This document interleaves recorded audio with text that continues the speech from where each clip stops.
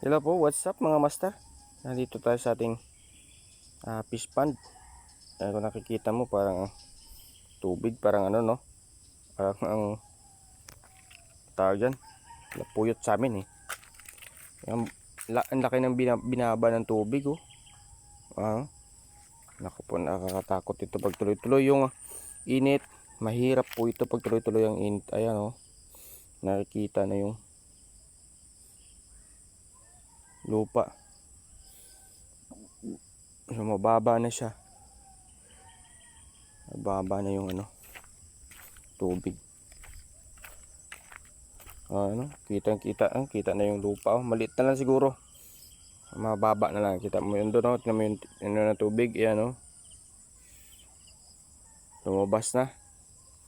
Mga 2 o 3 araw pa lang siguro na hindi umuulan. Ganito na yung itsura niya. Delikado. Sana umulan bukas no. Kasi wala na tubig niyo. Wala na pumapasok na tubig oh. Wala na.